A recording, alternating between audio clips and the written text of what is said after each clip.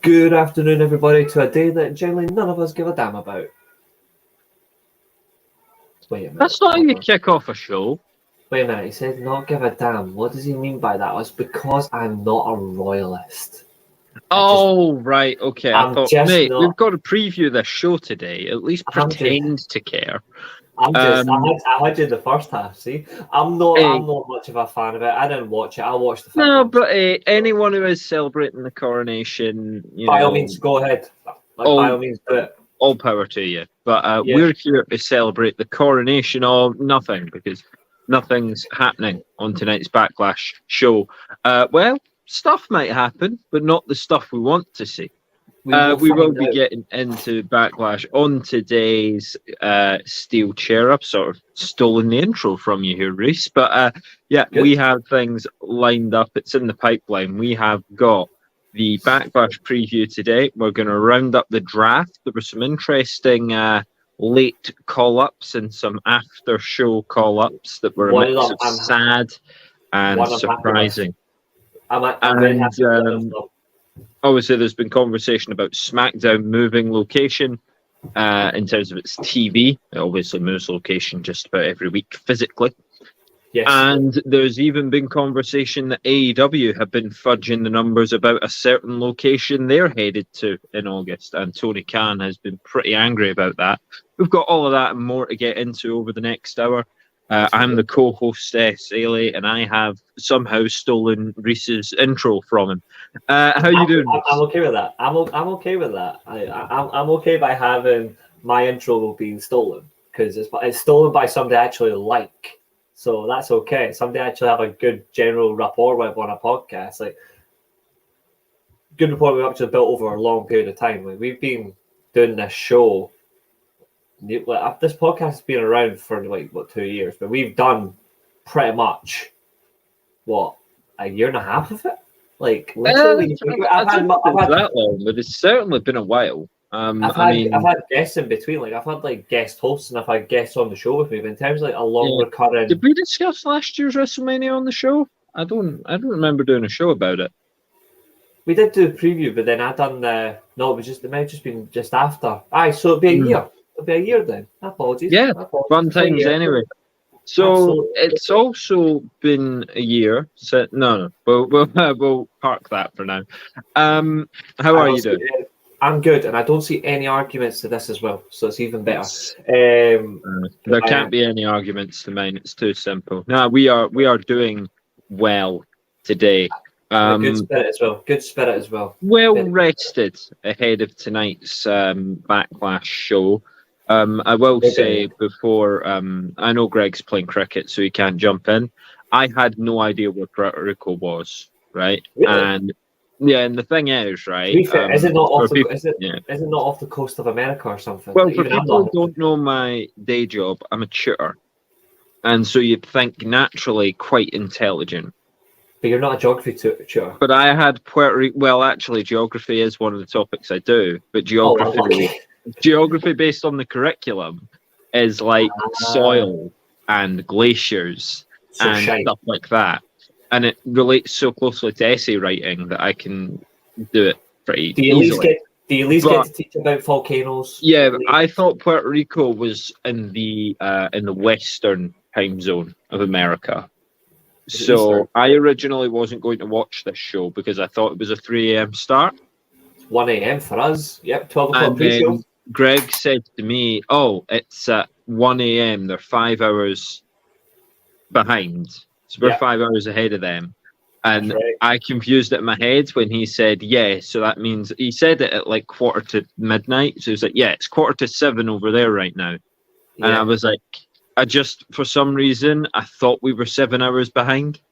Like I thought they were 7 hours behind us. They're not. Right. I was just being an idiot. It's only 5. We basically treat it like any other show, except for when they come out of Vegas or when they do come out of California. Even then, WWE tend to just shove the show earlier when they're over there. But no, we don't have to worry about that. We do have a 1 a.m. start tonight for a show that... Right, guys in the comments, I'm waiting to hear it. Who's genuinely excited about Backlash tonight? Who's? Let's do a 0 to 10. Happy. Generally, like who is excited? I'm going to say this now. I'm excited for the Backlash crowd because Puerto Rico last night. I didn't watch SmackDown live last night. I watched Star Wars. I was watching SmackDown. You watched Star Wars live? Yeah, I was watching Star Wars live on TBS, like IPTV. TBS. Oh, was it actually on the channel? I thought you meant. They're doing. I can watch the movies back to back, but they were doing the full marathons. So I had that. But in terms of like, I watched SmackDown catch up this morning, and I generally thought the crowd was fantastic. I mean, there's a lot of hate for Karrion Kross because apparently he's not connecting, but he had one of the crowd were actually well engaged for his song last night. I actually think it was a really good match with Nakamura. Nakamura had the loudest in terms of my opinion of reaction. I don't think it was. I think it was Nakamura in terms of engagement. I know Cody's was as ever quite incredible. That's always the same thing. I think. Why are we not talking about Bad Bunny? Because the crowd absolutely lost it at their local hero. It's going to be louder tonight for Bad Bunny. Let's be real. Like it's going to be louder. It should be. It should be unreal. And the thing is, at least Bad Bunny cares. But anyway, we'll get to that. You can certainly come on anytime you want, Jamie. You can certainly come on anytime you want. As long as Jamie, how are you? Welcome to the show. And how are you feeling about Backlash? Yeah, general 1 to 10. I'm going to say the crowd is a 10 out of 10. A crowd is a 10. That crowd is 10 out of 10 from last night. Yeah. Okay. Yeah. In terms of the card. Or one. I'm sorry, but I think that card is shit. Okay. Yeah, I get it. One, and it's got like no stakes. So what I've tried to do instead is not look at it from a storyline perspective, but try to look at, are we going to get some entertaining matches? I think we will. From that, I'm scoring it like a 4. It's so what's the nicest way to say it? It's like you get the build up for WrestleMania. And in the nicest way, it's like you're getting the build up for WrestleMania, but what you get is TLC. All the high, and then it's so bloody low. I wouldn't even say the build for this has been particularly incredible for a lot of matches. I mean, they didn't even bother to build one of them. They just threw it on there. This is actually an interesting comment. Seth, you're just going to fight Omos. And it was one of those annoying things where they announced the match and then they try to build an angle after it. You're like, why? Why were they mad at each other in the first place? Why is this a match that we're getting? Did they not have another feud going on that could have been on the card instead of Seth Rollins fighting Omos? Absolutely. And as we always do, me and you, and the live chat, get as much as you want. Yeah, anyone in the live chat, you are involved as well. Get your predictions in. You can predict one by one, or you can just key them all in and go ahead if you like. There's no spoilers here. There's no Paul Heyman around, and you can see the whole card on the screen anyway. I think we should do this. I think this time we've got to go. I think we should go one down this time. So one down. So you're with me. You think that Bad Bunny's going to end up main eventing? It's between. I generally think the main event will either be number 7 or the 6-man tag. But the reason I've got a 6-man tag main event potentially is I'll come to it later on. But I think we should just do it straight down order this time because some of these matches I really want to slaughter. Yeah, I mean, let's see if we can even get passionate enough to slaughter them. Match number 1 then. This is... Okay, so those of you who've been listening to Steelchair for a bit will know that I pitched a match like this in the build-up to WrestleMania. And what I said they could do was have Cody, Sammy, and Kevin against either Roman and the Usos or Solo and the Usos. We're doing it now, after the fact, and we don't have Roman Reigns, so it is Solo and the Usos. But we also don't have Cody. We have Matt Riddle. Which is carbon copy to last year. Just saying. He's all right. It makes sense for him to be in there if Solo put him on the shelf. Like I don't have a problem with Matt Riddle being in there. It's just a little bit worse than having Cody in it. You know, the whole point is that it's Cody's story. and I get it. It would get really tired. I'm actually getting bored of that phrase as well. It would be really tired of them to just go, no, he has to slap against the bloodline all year. He has to go at the bloodline all year. It's like, no, I completely get he can't go at them all year. But he should be involved in this one. It doesn't make any sense for him to not be involved in this one. Even if in the context of it, you're trying to keep him separate. Remember, the brand split comes in after Backlash. You'd be separate anyway. No, you're right, and I do actually, funnily enough, agree with that comment. Funnily enough, I do agree with that, Jamie. So I'm just putting Jamie's predictions in. So Jamie's going So Jamie's went Cody to beat Lesnar. Okay. We've got Bad Bunny to beat Priest. Yeah. Interesting. And Sammy KO Riddle. Okay, so I'll just do that. Sam KO MR because it's easier. Although there's a lot of interesting I think I called them RKZ. I called them RK Boring. Or no, RZO. I called them RZO. They could be rated RZO, I suppose, but Edge isn't there. By the way, huge miss off this card. Where's Edge? Injured. Well, actually, he's on SmackDown, so he's never going to be there anyway. There's nothing for him. There's nothing for Seth and Omos, just for Seth and Edge. But what's the point? It's just what's the point of Seth and Omos? You at least get a good match out of Seth and Edge. That's what I was coming to. That's what I was going to come to later on. There's generally no point for either of them. It's a waste of time, frankly. Yeah, we'll come on to that. I am jumping ahead. I feel like there's some big names. I'm glad you're jumping ahead in that sense. But in terms of the first match, though, like this 6-man tag, for me, the reason I think this could main event, even though it won't be, the reason I think this could be a main event is purely, as Jamie said, Sammy KO Riddle will win. But I think it's not that Solo falls out with Jay. Solo beats the piss out of the two of them. He literally just goes, well, if this is how it's going to be, then fine. How's Solo going to do that? Well, to be fair, though, he can take them both on his own. He could. He doesn't have to work the whole match here. He can just be in and out. I'm not sure how I feel about Solo beating up two guys on his own. I mean, once again, we're trying to take this guy that is like 3 or 4 years away from being anything on his own, and we're trying to fast track him. Remember, everything that you feel tied to Solo Sikoa comes from Roman Reigns. Yes. You don't feel anything about Solo Sikoa on the main roster without Roman Reigns. So when Roman isn't there to hold his hand, I don't care. And this match is a real element of I don't care about it. But I'm saying the Bloodline win. Because it's genuinely inconsequential if they do. Like, nothing changes. The Usos can't challenge again. You know, that was pretty much established when they lost their rematch. Riddle can get something out of winning, but he's also not on that show. So, like, he'll be on the same show. Actually, no, he won't, because were the Usos also drafted to SmackDown? The Usos haven't been drafted yet, I don't think.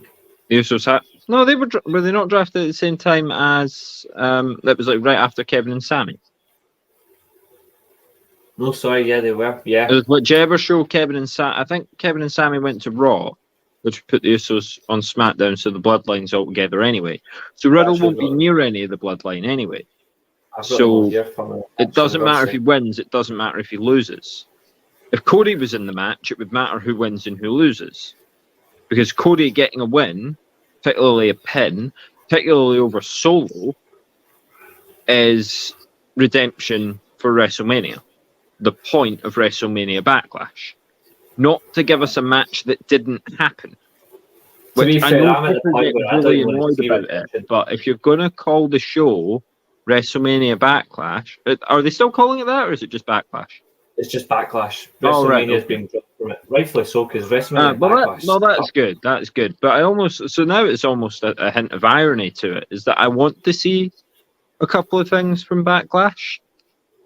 I mean, we'll get on to my favorite human being in the world next. But Yeah, I'm going to say the Bloodline win, simply because it doesn't matter if they do, it doesn't matter if they don't, but WWE tends to have them win. And then they all split off anyway. You almost have a Team Raw and a Team SmackDown here anyway. So, yeah. That's another good point, actually. The internet would literally go into disarray and it would actually... I don't think it would matter who. If anyone wins with the finger of doom, that's all she wrote. I don't know what year I was living in thinking it was still WrestleMania Backlash. I must have still been living in Vince times. Probably. So you're going Bloodline. I'm going Bloodline. Yeah, I'll go the ones and the one that isn't the ones but is a one. Okay. Out of 10 wrestler. Personally, I think I think Solo has to turn on the Lusos because they are a bunch of losers. They need to turn on them anyway because it's not, if their so-called plan for this flaming story is to progress. I don't generally see Solo having any further involvement with them. There's no realistic. It is only May though. Yeah, but it's going to have to get up to a long time to ride it out. It's only going to get up to SummerSlam. I don't think it'll go any further after SummerSlam because they've got no ideas. Oh, I think your WrestleMania 40 main event's already written.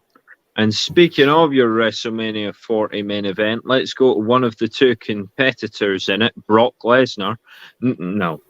Cody Rhodes battling my favourite human being in the world. Yeah, he wants his main event. Is he getting it though?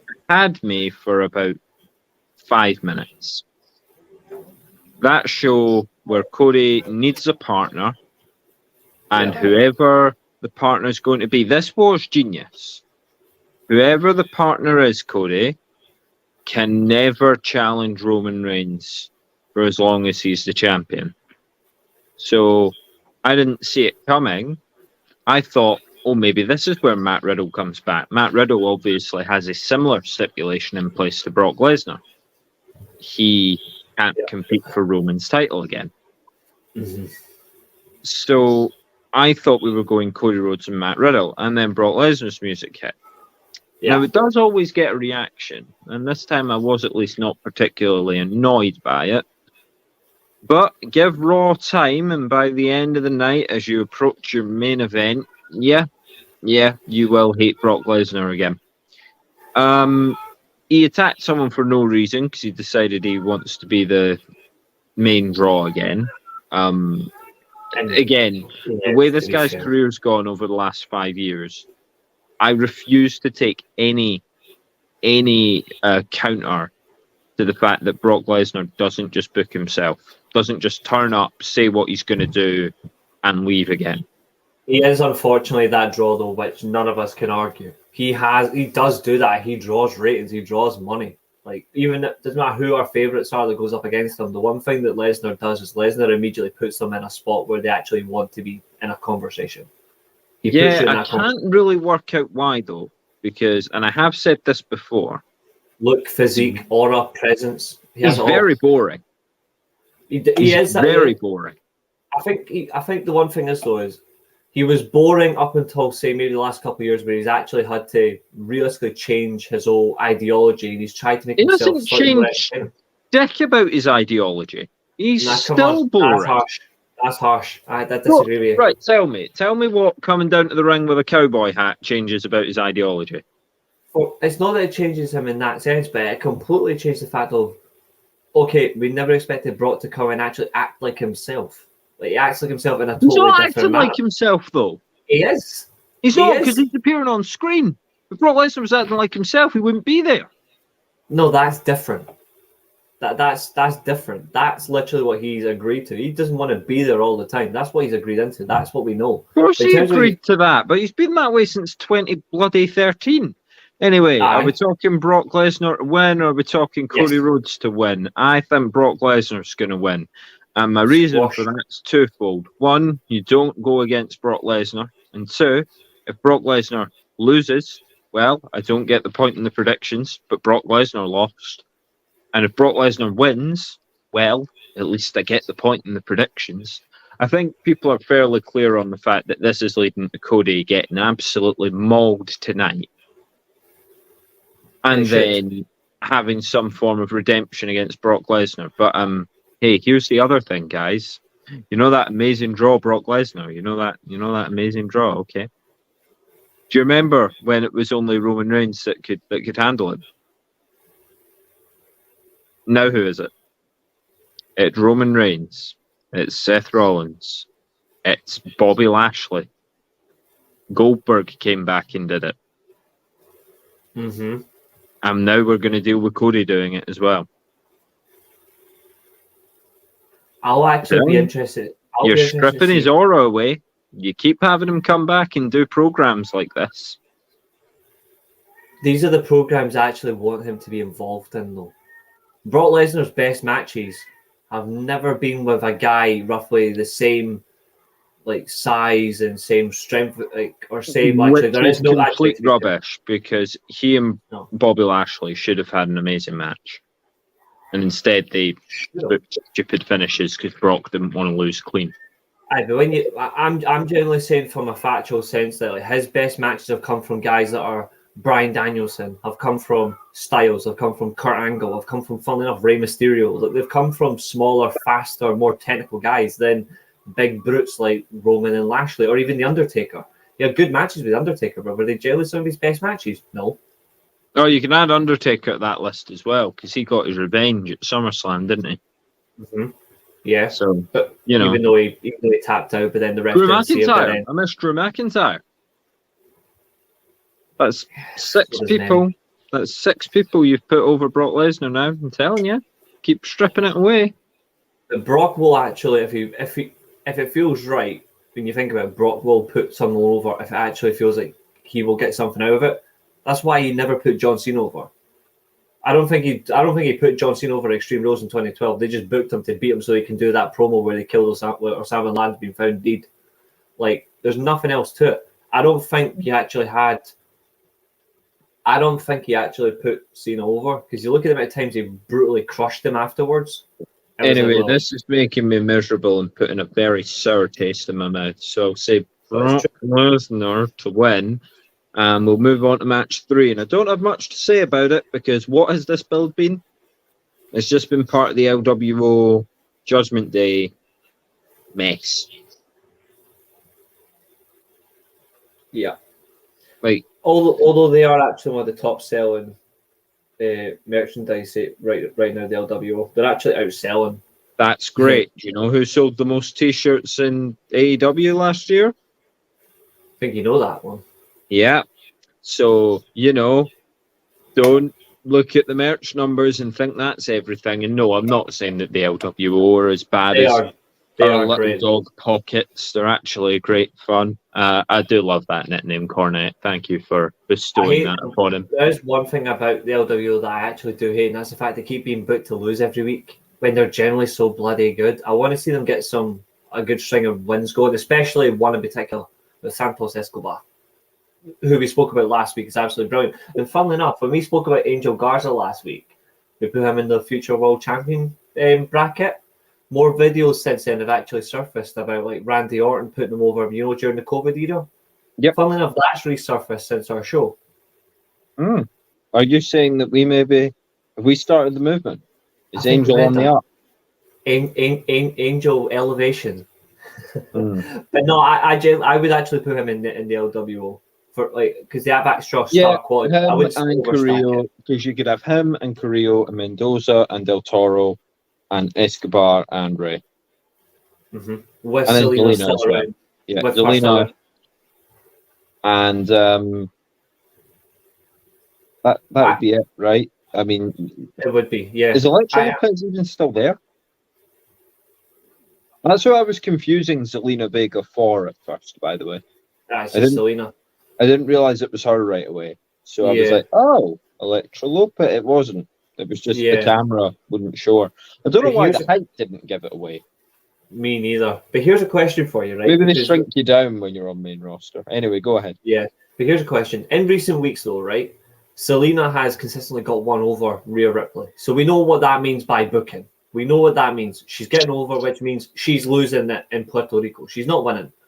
No. But when you look at it, I actually am enjoying their feud. I actually am enjoying it. Like Rhea Ripley is obviously still dominating the roster because that's what she is. She's brilliant. But Selena is just naturally charismatic. There's nothing about Zelina Vega I actually can't fault. I actually do like Zelina Vega. No, very true. Zelina Vega carries herself well. I don't know. But they're not getting anything out of this. Like, I don't like. The good thing is, at least it's a title match. But I don't want it to be like it's TV. It's that deflating feeling of you go into a title match and you know who's winning. I feel like we could almost just take that, copy and paste it, and put it over the Bianca Belair and Io Sky match as well. I don't know. I am going Rhea Ripley to retain, by the way. Yeah, I think it'd be fairly silly not to say it. Rhea Ripley to win. Yeah. And then, we'll move on to this absolute treat. I honestly hope to Christ that big useless giant eats 12 curb stomps and gets beat. Like, I'm going for Seth because I absolutely cannot stand Omos as a worker. Even though he's a good human being, I don't think he's a good worker. I think he bores me to death. I mean, the way that the way that the title's going to be decided, you'd have to think that Seth's probably got to win. Yeah. To at least be in the mix. He has if to. If Omos wins, he has to be in the mix, and he's a free agent. Why? Yeah, well, I mean that's the other thing. Like they can't really build anything with Omos because he's not brand specific. Now, obviously, they also can't build anything with Omos because he doesn't have much to work from. But he's got size, and if he was given something, if this had been the 1980s, I would have said Omos. If this had been 1980s, I'd say Omos. Yeah, maybe Omos is too big to be a wrestler. I think he's too big to even do anything. Basketball, be pretty handy at basketball. I think that's where he was. If he can run. I've never seen him run, to be fair. I mean, he doesn't have to. I think he'd be able to master that. But in terms of something like running probably isn't beyond Omos. So I think he could do it. But in terms of this match, though, it really would be stupid to have the main guy who is the favourite to win the world title just before the amount of people you could put Seth Rollins against in a non-story match just have a good match. Like, that's a crowd killer. He's probably going to be involved later, right? But what was the harm in doing Seth Rollins versus Rey Mysterio? Considering you know he's there. We've already seen that match, and we've already seen him kayfabe lose his eye. They'll never book Mysterio. They don't have to do that again, though, Reece. Just because people have the same match again, you don't. It's not AEW. You don't need to call back to everything immediately and go, 2 years ago he kicked out of that move, but he didn't kick out this time. It was too much this time, They haven't done Rollins versus Mysterio since then because of that match. Exactly, but the actual work in the eye for an eye match was good. Yeah, it was just the whole taking the eye out thing that wasn't. So maybe they could have redeemed themselves, or you could throw any name: Seth Rollins versus LA Knight. Okay, that would LA be fun. Knight cheats to win. Seth Rollins versus Xavier Woods. Good match. They could have. I actually think I think they missed the trick by saying this shouldn't have been on the pay-per-view. This match should be replaced by Nakamura versus Cross. Or Seth Rollins answers a Gunther Open Challenge. Not a bad idea. There's no harm in losing to Gunther.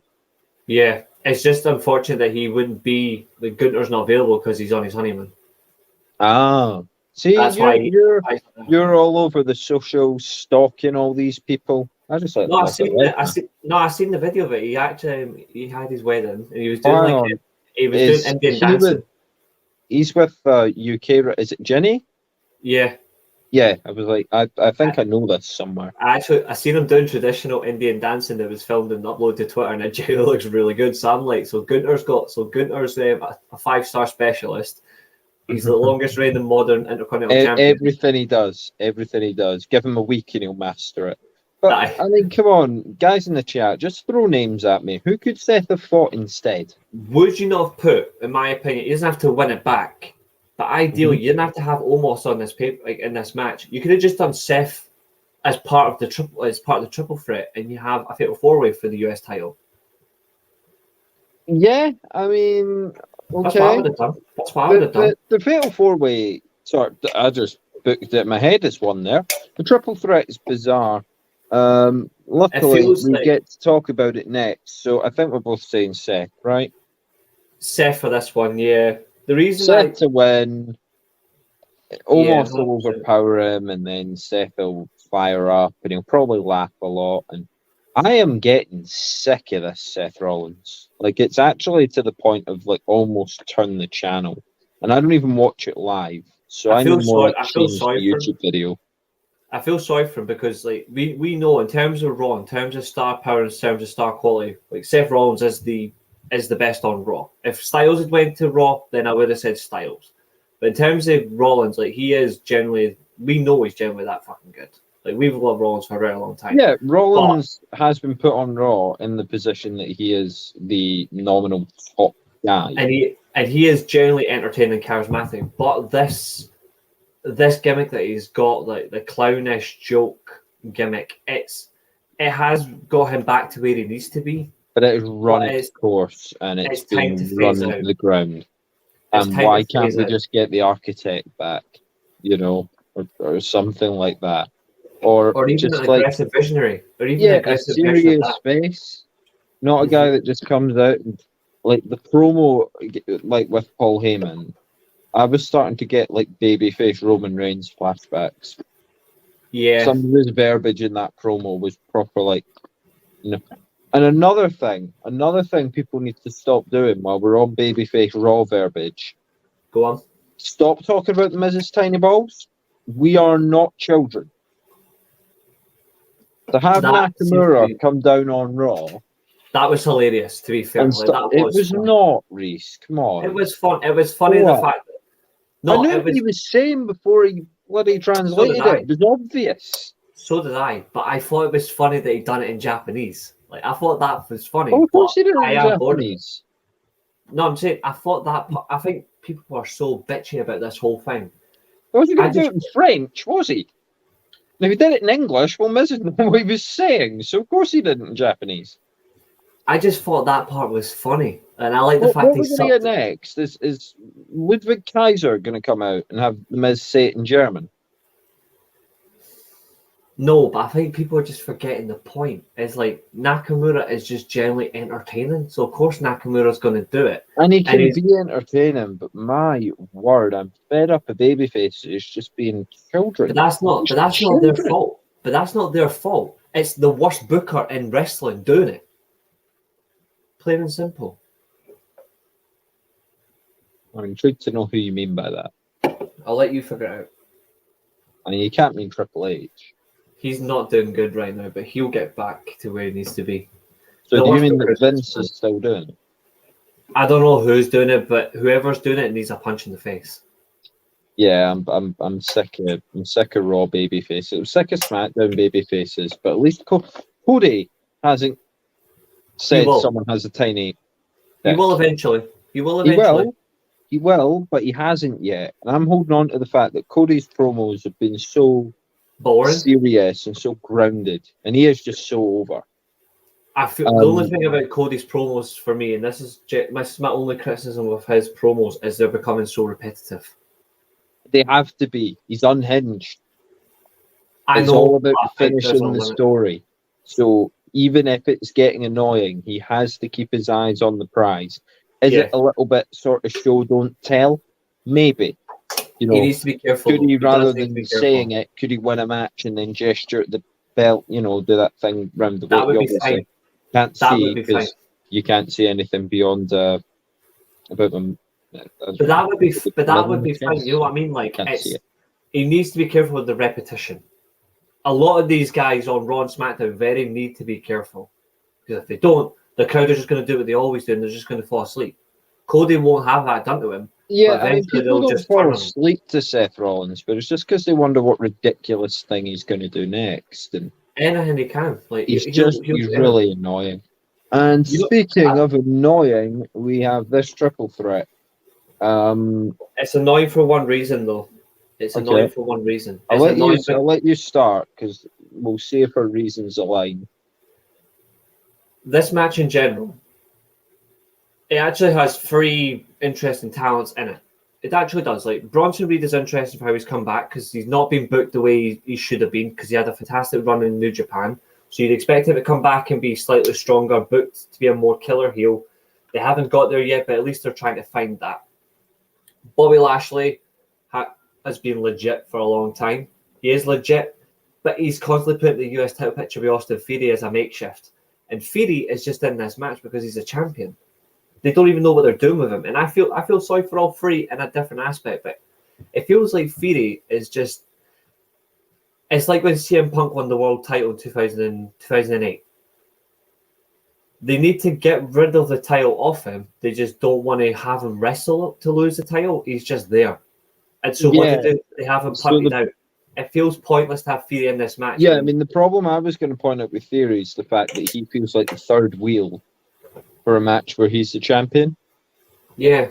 And if you want to see how not to do this, and we're going to mention him again, and he's not even on the card, and Happy Honeymoon, whatever Good that is in German. I did do German. I don't think I ever learned the word for But honeymoon. you're right, though.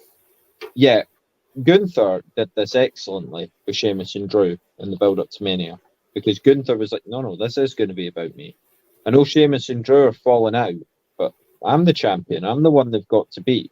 Gunther obviously, and you can't have Theory do the same thing with Bronson and Bobby, but it doesn't realistically work. This didn't seem like it was going US title until Theory was suddenly injected into it. It just looked like we were having a 1v1 between Bobby Lashley and Bronson Reed, and maybe it would lead to, I don't know, a cage match, hardcore stipulation of sorts. Which isn't fair on Theory when you think about it. And instead, we've inserted Theory. So once again, and again, it's going to be broken record. If Edge isn't injured, Edge was screwed over in an open challenge by the Judgment Day. Yeah. So Edge has claimed to have a rematch. You could have done Edge in Theory. And then if Theory beats Edge, well, Theory's beaten Mysterio, beaten Cena, and he's beaten Edge. Yeah. Which builds him up for the return of Randy Orton. The F return. I think I'm at that point where I don't think it's going to happen. If Randy Orton's coming back. But, the idea is he's beating all these veterans. Well, he has to beat Legend Killer versus Old Legend Killer. Yeah, he has to beat the veteran. When you think of the Legend Killer do when he's the legend to be killed? Yeah, because when you think about veterans on that roster, when you generally think about veterans, Edge is great, no denying that. Cena was terrible at WrestleMania, but other than that, he's always delivered. He's a bit of fun. I know, but he was still terrible in that. He looked dead in terms of work. He just didn't look good. But I expect to see more from him in the later match to come. Mysterio delivers because you can work a certain style with Mysterio in it, and it's enjoyable.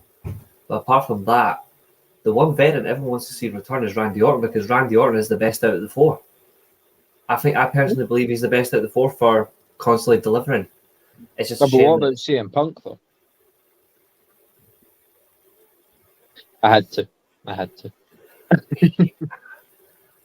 Technically, Brock Lesnar counts as a veteran. He's a veteran. Yeah, he's a veteran. Yeah, what I will say though is when it comes to CM Punk, like, he delivers with who actually best links to him. If it's nobody he has a relationship with, he will try to work it. But you said links to him. All I could picture there was FIFA. Like, do they get a link? Is it a country link?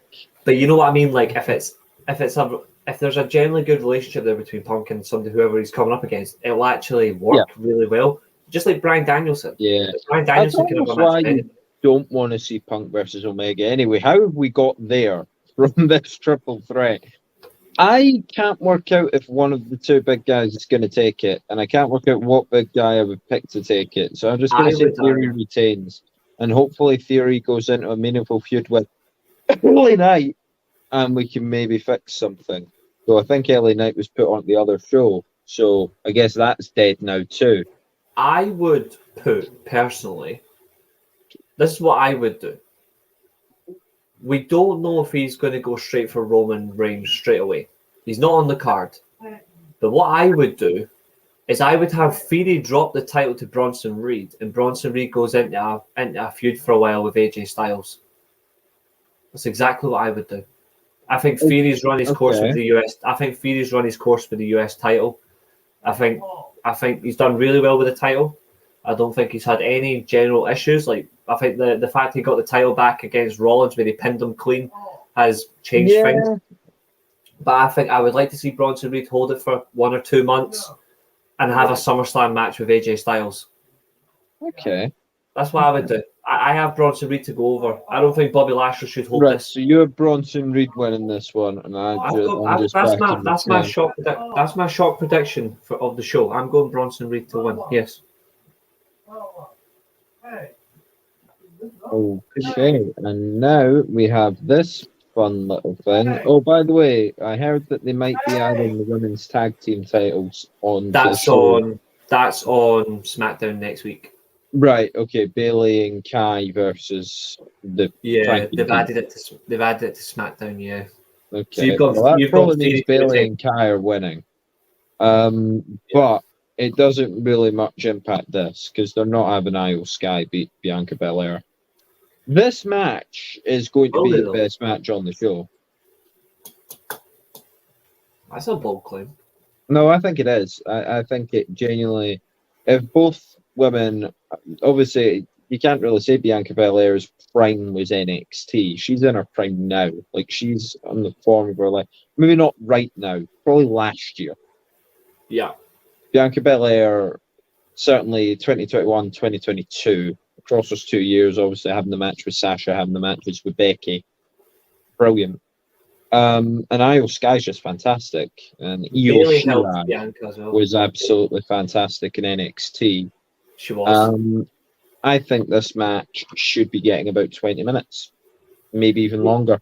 I think this should be your longest match on the card. This should be the match that you're like, okay, if you want to watch just wrestling, here you go.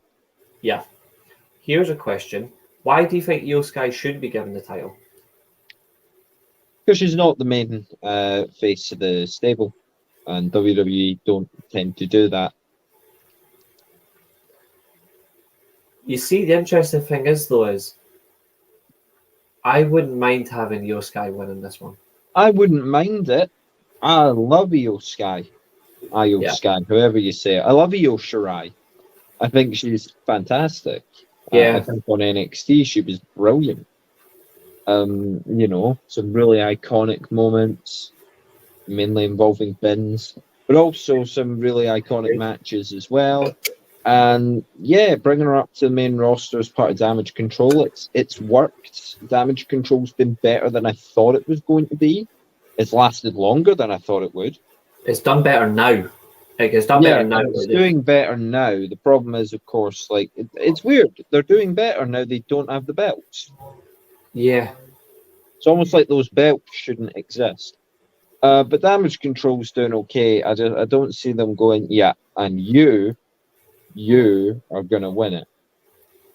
Because if that's the case, that Io Sky is going to win it at Backlash, why didn't Asuka just win at WrestleMania? It's true. There is one other interesting thing as well, though, about from SmackDown is when you had the encounter with all four in the ring, they pushed Bailey into Io Sky as well.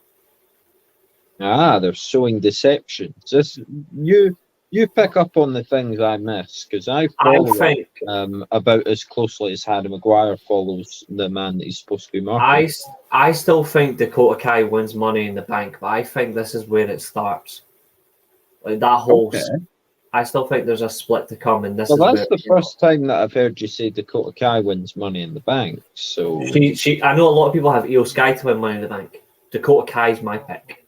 So you think they have Io Sky shock title win now? You could. Well, do you think that? Is that your prediction? No. No. But it's not that it's a bad taste. What I want to see, this is what I really want to see. In a great ideal concept, right? I still expect next year, to be Bianca Belair versus Rhea Ripley at WrestleMania. They've already sown the seeds. They've already done a Rock versus Cena where they've put both in the ring and then they're going to have it and they're going to have this match at WrestleMania. So we already know that's done. That's sealed. But what I wouldn't mind, I don't want it to be title for title. Next year's WrestleMania, I want it to be Io Sky versus Dakota Kai in the for the title. Maybe not main event, but actually be the title match. Main event. Jeez, you are asking a lot. But what I know said it would be fun. But what I would do though is I would have Dakota Kai hold the title, like hold the Money in the Bank up until say the Royal Rumble. I'm sick of women getting Money in the Bank and then they cash in the same night or they cash in a week later. Yeah, I don't think Triple H will do that. I don't know. It's at this point, do you go along with the trope or do you try to change it? I think maybe Triple H would say that people don't actually want that. Mm-hmm.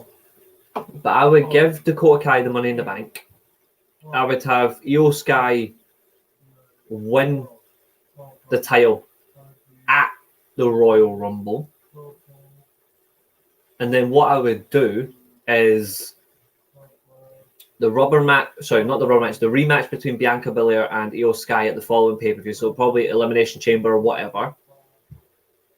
And then, because I could generally think they could go the whole way through where Bianca's still feuding with Damage Control if it's possible. They can still ride it out and then they can get it to that. Io Sky wins the rematch. So Bianca then decides, oh, fine, I'm going after Rhea now. Like she just has a plot twist and she goes after because that's what's probably is more likely to happen. But then you've got after Io Sky retains the title on the same show, Io Sky comes out and just says, I'm cashing in. But she says, I'm cashing at WrestleMania. Ah, right, okay. So you've got announced cash-in. Like similar to what we've seen before with Van Damme and Cena, where they said, I'm cashing in here. Or I'm cashing in. Braun Strowman. Yeah. SummerSlam and fail. Brock? No? Mm-hmm. Wasn't Brock? Brock just said I'm cashing in. Doesn't matter who's champion, I'm just cashing in. But that's what I would do. It's not going to happen, but that's what I would do. Big E called his shot on Twitter. Yeah. But that's it was still a cash in, but he did you not tweet something like tuning on Raw tonight when I cash in my briefcase? Yeah, Big E done that, yeah. Yeah. Oh, I miss Big E. But that's what I would do personally. It's not going to happen, but I would have Io Sky wins the title, wins the rematch, and then Dakota Kai having hold the Money in the Bank for about 7 months, give or take 8 to 9 months, comes out and says, I want you at WrestleMania. Here's my cash in. And I'm not going to cash in my Money in the Bank briefcase now. I'm just going to carry it all the way to WrestleMania. But every time I get the chance, I'm going to bash your brains in with it. All right. Okay. She has to be the heel. Dakota Kai's got to be the heel. An interesting direction at the end.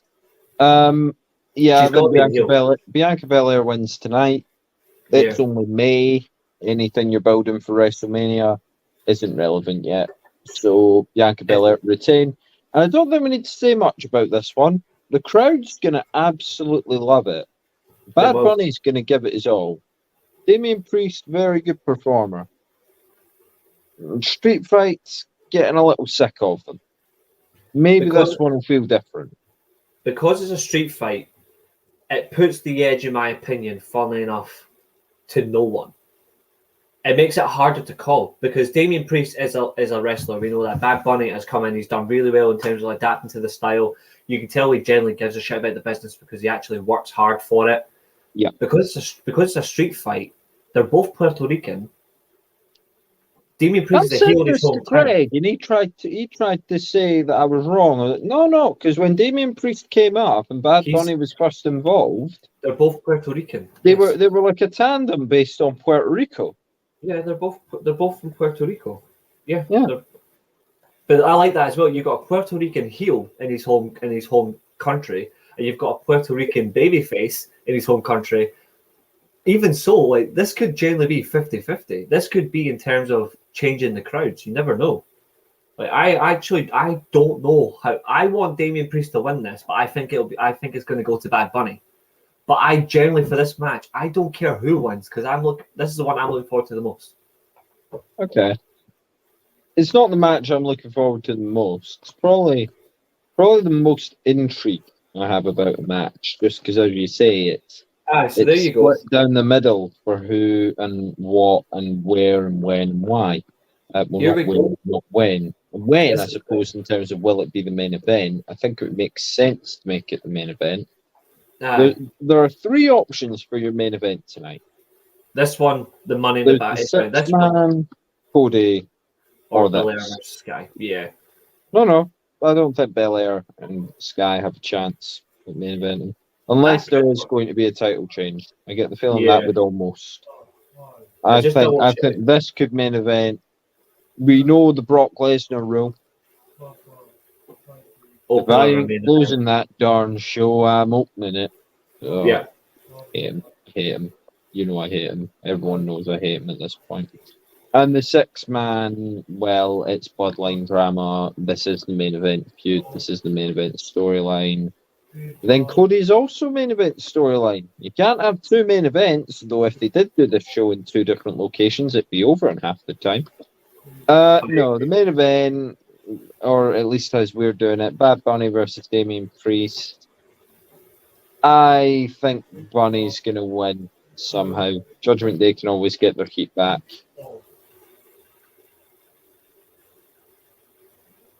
Yeah, I think that's certainly possible. It's hard to call, really, but I'm looking forward to it.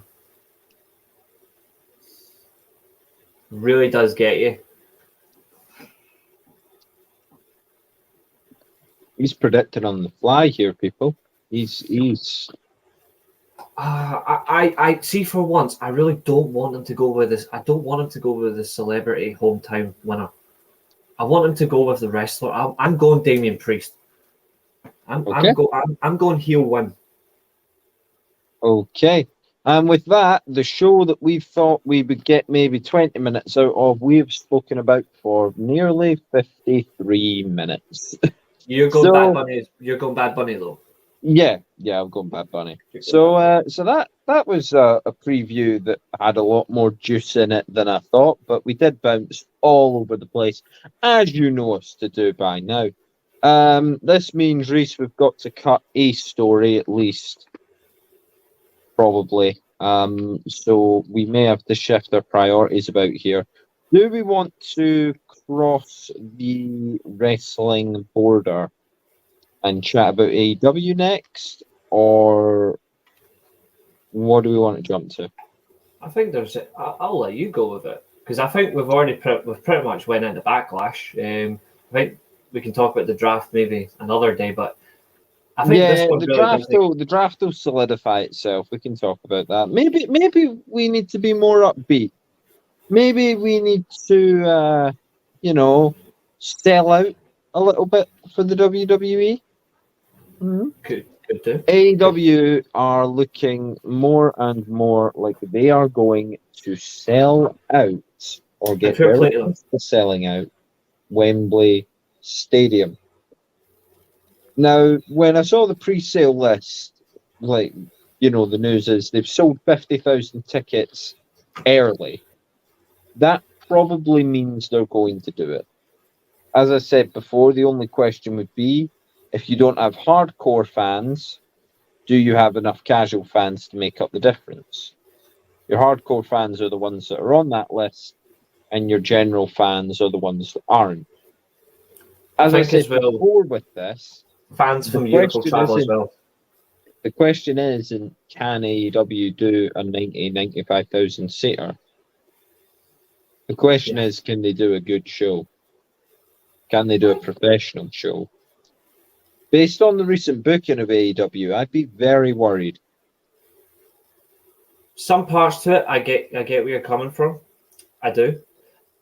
What I will say, though, is the only booking problem I have right now is the 4 pillars, because it shouldn't be 4 pillars. It should just be MJF versus Darby Allin at Double or Nothing. Yep. That's what I would do. I like Jungle Boy. You could do Jungle Boy versus Sammy Guevara separately if you really wanted to. I think Darby Allin's the only one that really belongs in the title picture. He seems to be the only one with a legitimate gripe. Obviously, Darby Allin can also mention how he was. Well, I think this is how it started, wasn't it? MJF mentioned the headlock takeover thing. It was, yeah. And that's where it started. And MJF was targeting Sting, saying, "Oh, Darby, you'll always be in Sting's shadow," everything like that. And that was looking intriguing. And now you got Sam Guevara and Jungle Boy involved. It's a bit of a mess. I like Jungle Boy, but he has added nothing to this feud, and Sammy Guevara's done nothing either. Like, it's and I like that your only criticism of the booking is that, and so you're a fan of the screwdriver stuff. Not entirely, but again, I can see what they're doing with it. Like, it's just. Okay. I mean, I'm not a fan at all of it, but considering I've gone through John Moxley before on this show, I think there's some good things and there's some bad things. I'm not a fan of the whole screwdriver stuff. I never have been. But what I do like the fact is they're trying to actually physically make him work better. Like, they're trying to, by making him with Danielson, with Wheeler Yuta, and Castagnoli, they're actually making the Blackpool Combat like a wrestling faction. Do you think they're going, okay, John, you big man child, you, this is how we do a lockup. Can you do a lockup?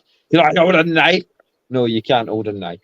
Well, we know he can. We've seen him actually wrestle before with Kenny Omega. We've seen him but you forget it. You forget. Yeah, which is unfortunate, because those matches were actually good before it got to the blood, and then that slightly ruined it. But just in general, actually working it, he can. And do you think AEW are going to sell out Wembley? I think they'll get the 60,000, 65. I don't think they're going to only get, because apparently they've got 50 already. 50,000's been done. Yeah, it's $5.1 million, so it's 3.7 million pounds they've made without even announcing a match, which, to be fair, is fucking impressive. It is impressive. I don't know what you're going to get. I think you have to be careful with who you book. Like, for me, the main event shouldn't be MJF. For me, the main event should be Ospreay versus Omega for the New Japan US title. If CM Punk's on that card, you do the 6-man. But we've had this discussion. I do not want a fucking 6-man tag match main event and a major pay-per-view for at Wembley. But no. What main evented the first All In? I know, but I do not want that. If the Elite are the draw, it's got to be an Elite match close, no? If they generally have sense, they'll go with Omega on his own. They don't need the Elite as a 6-man team. But a week later, they can do Omega versus Punk. As long as it's not MJF, because MJF is a ratings killer. This is interesting, isn't it? I mean, his title reign really hasn't worked. It's going down. It's not his fault. Like, I don't think it's all his fault. MJF is a really good worker. Parts of it could be his fault. I think parts of it is some of like the repetitive nonsense of like, let's go back to my bar mitzvah days, mate. We don't want to see that crap. We want to see you just take the piss and just run through. Yeah, I mean, what was this thing over several weeks? He was like, I'm just going to tell you about what I was like in high school. It's like, you're so cool. Yeah, like we don't need that. I think they missed the trick. They should have had MJF lose his title Revolution to Bryan Danielson. Yeah, but I'm also like typical modern fan about MJF. It's like, he got the title, and I was like, all right, great. What next for you, buddy? And he didn't do anything. And it's just that line that I'm like, oh, he actually can't be a main eventer. It wouldn't surprise me if it's either, depending on what they do. I said to a friend the other day, it wouldn't surprise me, even though he's fuming the Jericho Appreciation Society, it wouldn't surprise me if it's MJF versus Adam Cole for the world title. I mean, sure. It wouldn't surprise me if Adam Cole gets the world title match. Sure. Because Adam Cole's just brilliant in every way. Just give it to Pac while you're at it. Fuck. Anyway. No. So, yeah, AEW, they could sell out Wembley. I think we've got time to dive into one more thing. So, you hit me with this article. about SmackDown, Smack Diddly Down. Yeah. And talk that they're going to jump ship from Fox to NBC. Yeah. What do you Now, think I'm not familiar with viewing numbers. Would this be a step up or a step down? Well, I think both networks in their own sense are. Well, Fox has the NFL. It has other sports. NBC, generally, when I look at it, they also have sports-related content. So it's.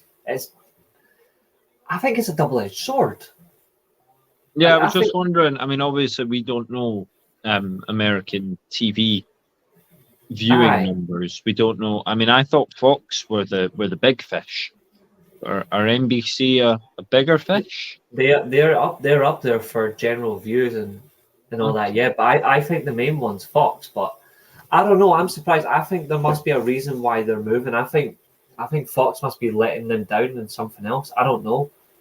But do you think the reason could be the UFC? Possibly. I don't think the Endeavour merger is actually working. Well, that's the thing. The Endeavour merger, which was signed, it's a $20 billion company. Yes. So I think they're going to have to start doing something with it.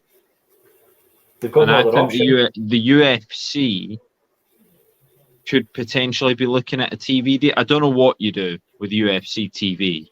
I don't know what they could do. I don't know what their TV format would be. But all the money WWE makes is in its TV rights. Screw live shows. Screw sort of big gates for international shows. Screw what the gate for Backlash will be tonight. Screw what the Money in the Bank gate will be in London. It's all about that TV rights package. I've said it before, I say it again. WWE make more from the third hour of Raw than they do for any premium live event or pay-per-view. They generally don't really care about their fans anyway. Yeah, so are the UFC maybe influencing, or the UFC wing of Endeavour, you think they've potentially gone, well, Fox won't give us a show. I think maybe they've been negotiating under the table with NBC. Be like, well, you could have a UFC show. Again, I don't know what that would be because you can't give away UFC. I think it's so hard to call that maybe we need to wait another couple of weeks. Yeah. Or maybe a bit more. I don't know. I generally don't know.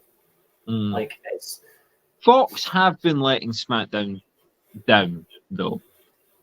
I feel like they just really don't market it. It's a bit like, from what I've seen of it, it's a bit like when Sky had the rights over here.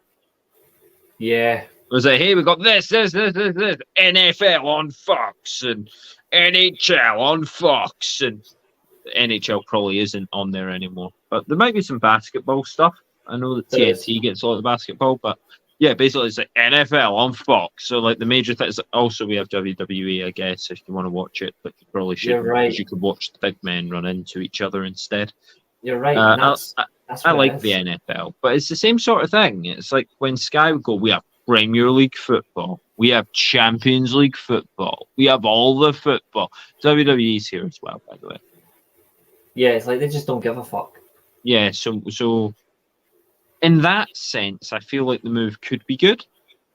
As you say, it's very early days on that story, but we wanted to bring it to you because yeah. So here is a final conundrum to leave you and the viewers with. Has your pick been influenced at all for the World Heavyweight title, knowing the way that it's going to be judged? Or determined, I should say. No. So we're getting 4 triple threats, 2 on SmackDown, 2 on Raw. Yeah. Now, my mate Murray made an amazing point where he said, why didn't they just do the draft after the World Championship tournament? Because they're flaming stupid. Which is an incredibly good point, because if SmackDown guys are involved and somehow a SmackDown guy wins this title, they're not a SmackDown guy anymore because they have to go over to Raw. So, I mean, it's interesting. Maybe they've done that to set up a little swerve. Maybe the Edge dream isn't dead yet, but it probably is. It's either Edge or Styles from SmackDown. I think it's going to be a Rollins versus Styles final. Yeah. So then those two have like a show final, basically, like show semi-finals. I think they're both going to. Are both shows not? Is it not going to be the semi-finals and the final going to be at Night of Champions, or is it just the title? Yes, but what I was saying is it one from Raw takes one from SmackDown, or is it? I think it's you have a SmackDown final and a Raw final. It's going to be a SmackDown superstar versus a Raw superstar at Night of Champions in the final match. Yeah, so maybe they have to do the two SmackDown guys in a semi-final and the two Raw guys in the semi-final. Yeah, just so they don't give away who's going into the final. Or do you do one of each, one of Raw versus one of SmackDown? Yeah, again, if people catch on to that and commentary isn't tactful enough with it, you'll know who wins the second one before. True. I suppose that's happens. Fair. No, that's fine. I think it's as long as you can do it. So you would have to do Styles. I don't know who you would put. Maybe Rollins versus Balor. Raw for Raw. Yeah. I mean, Rollins Balor is a very good shout. You mentioned the idea of running it back. I've made it perfectly clear. I just want Edge to win this title. I don't think it's going to happen, but I can dream. I can hope and I can dream. You still saying Seth Rollins? I still think Seth Rollins. Yeah. Out of everyone that was picked, obviously Drew McIntyre was just pulled from the Money in the Bank advertising, and his career supposedly up in the air. He's in shit creek. Nakamura could be in the running, I suppose, over on the Red brand as well. I think the fact that SmackDown are involved, I will say, does make this tournament better because I feel like Raw got the thin end of the stick when it came to the draft. It gives us the carrying cross dream as well, where they might actually take the serious reign with this guy, because that's what we've been waiting on. We've been waiting on Karrion Kross to be delivered seriously, and I think Puerto Rico helped. I think the crowd of Puerto Rico were genuinely for him.